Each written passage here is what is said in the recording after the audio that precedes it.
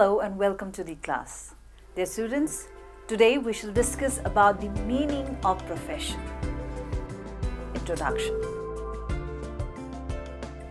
The term profession as used in the modern context has no specific counterpart in the ancient societies. There, however, existed three classic professions. They are theology, law and medicine.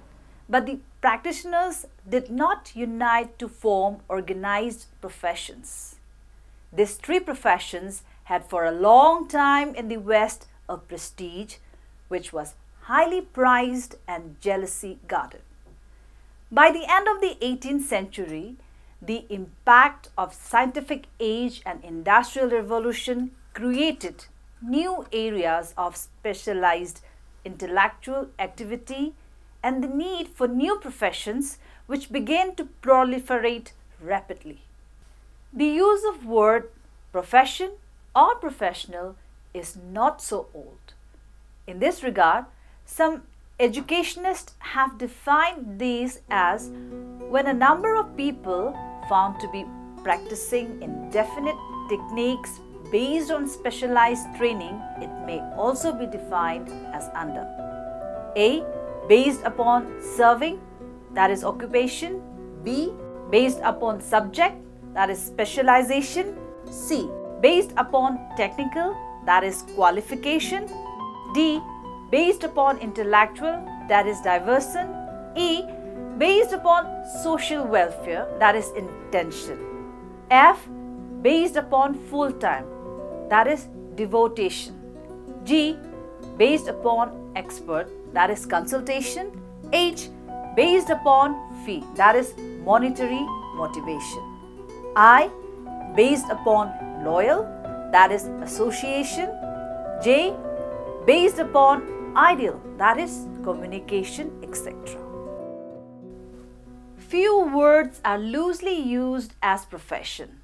Almost every specialized group and its members can claim to offer a significant service to society, begin to identify themselves as professionals. Occupations that were new a few years ago are fully recognized professions. New professions are emerging at an accelerating rate. Even within a specific profession, a high degree of specialization is splitting it into several professional groups. Moreover, many of the recognized professions are developing sub-professional groups which perform the less specialized skills of the profession. First of all, let us talk about the evolution of profession. Evolution of a profession is not a matter of chance but effort, hard work and sincerity of the people who comprise it. The term profession as used in modern society had no counterpart in the ancient world. In Greece, Carmen, in the year 1961, writes about profession. The lawyer was not a trained advocate practicing before a specially trained judge. He was the litigant's friend speaking on his behalf before the litigant's peers. In Rome, Becker in the year 1962 commented on professional. As the general rule, the physician was only a slave in a wealthy household. Accountants, engineers and architects were employees of the state. During the Middle Ages, men who provided what we now think of a professional services were either members of the priesthood or members of exclusive guilds. The medieval universities arose from the influence of these guilds and became the training centers for the professions. The common organization of the universities was clustered around four faculties: the faculties of arts, theology, law and medicine. Eventually, the professions broke away from the dominance of the church and set up their own associations, which in turn established centers of training for their membership. The Royal College of Surgeons, founded in Europe in 1518, is one example of this shift in control, although the connection with the church continued for some time. By the end of the 16th century, with the exception of teaching, the professions had become secularized. That is, those pursuing training no longer joined the holy orders. They formed their own secular guilds. Teaching, however, continued to be dominated by the church until some time after the Reformation, and teachers continued to be members of the priesthood. Throughout the 18th century, divinity, law, and physics, that is medicine, continued to be recognized professions. Now coming to the meaning of profession. Professional is the one pertaining to a profession. It addresses to an individual engaged in a profession following a career competing for money, prizes, or means of sustenance, as opposed to an amateur. A professional is above the capability of a person showing the skill, artistry, demeanor, and fulfilling the minimum requisites of entry and conduct appropriate of a particular profession.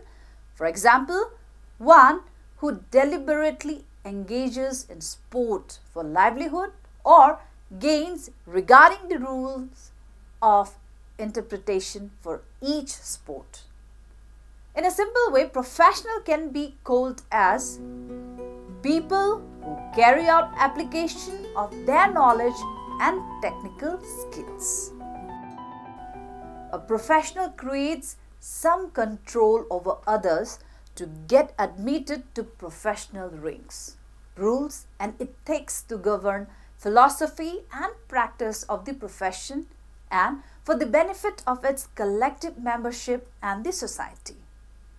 To quote for a few examples, medicine, law, communication, education and physical education and sports etc. are truly fit in its ambit. According to Chambers English Dictionary 1990, the word profession connotes the act of professing, an open declaration, an avowal, a pretense, and employment not mechanical and requiring some degree of learning and cutting. Habitual employment, the collective body of persons engaged in any profession. Religious belief, entrance into a religious order, the vow then taken. One of the puzzling aspects of the professions is the comparatively few studies which have been devoted to their history. In general, there is relative paucity of published research, references and related literature of historic and interpretive nature on this subject. So, also the term profession lacks a precise definition. Let us discuss about the definition of profession. According to Carl Saunders, year 1928, a profession may perhaps be defined as an occupation based on the specialized training and intellectual study with the purpose to provide skilled training on advice to others with a definite fee or salary. The above quotation, fee or salary, needs emphasis in today's context and is of no consequences since remuneration mode is commonplace in view of the emergence of new professions whose members are largely salaried works. He also defines as the profession emerges when a number of people are found to be practicing with a definite technique based on the specialized training. Stan Hassis defined profession as a practice of discipline to the service of mankind.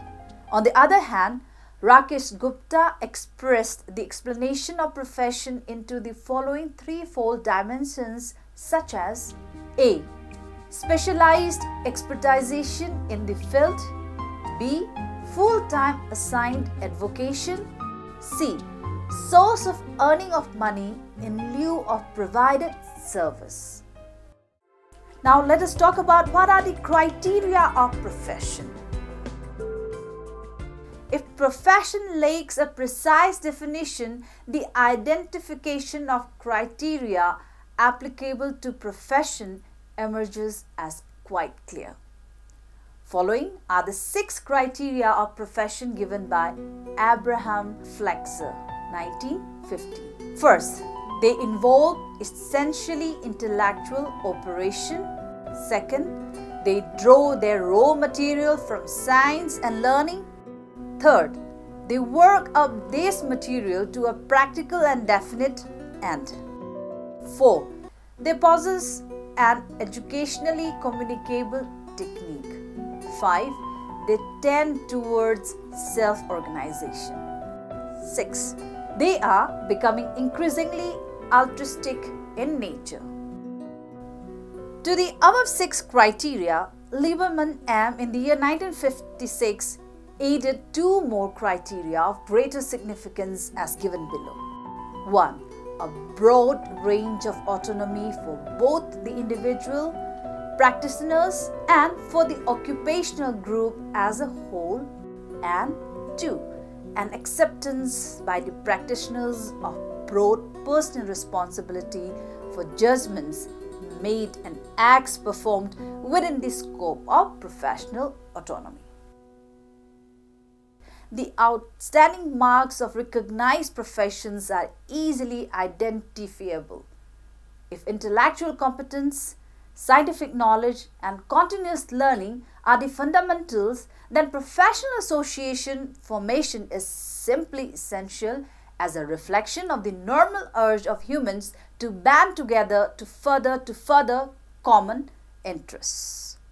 This explains why most professions have been able to emerge with a single, overall, all-inclusive general association of practitioners. Quite often, special interest associations are noted, but these are typically subsets of the whole. Now, coming to the significance of the profession. The professional is a biomedia to serve in a respective area of the specialization. The professional should have his own significance to get the recognition as professional in the field.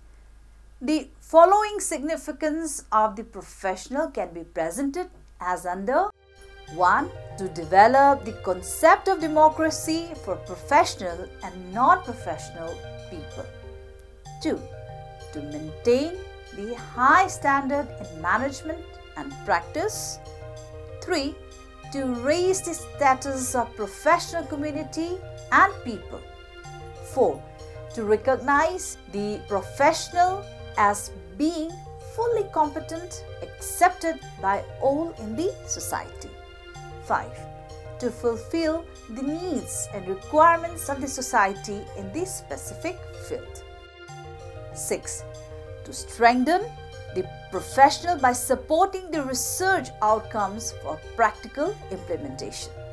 7. To guide the professional to serve within the limitations of the professionalism. 8. To provide the scope for their respectable earning. 9. To provide the designation as per their experience and status. 10. To provide an opportunity to act as authority of the field. Now, let us discuss about physical education as a profession. Physical education as a profession leads to the fact that the following must form the basis of a profession, that is, competent service, unique body of scientific knowledge, specialized preparation, regulation of admission at entry point, regulation of professional and ethical code. Although each profession is different, but they all observe the following practices.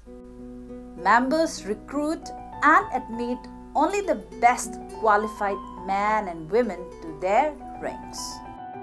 Applicants must undergo an extended period of training to meet the established requirements. During these preparatory years, they acquired a broad cultural education, a thorough understanding of the principles upon which the profession is based, and mastery and the competence their work requires. To protect the public against incompetent practitioners, professional men secure a state license to practice or some other form of control regulates their admission to membership. Desire to serve mankind motivates members of professions. They place the duties of their calling above the thoughts of personal success, comfort, and financial awards. Members of professions establish codes of ethics. These codes are not state laws but rather group-imposed standards of approved behaviors for all members to observe in their relationship with associates and the public.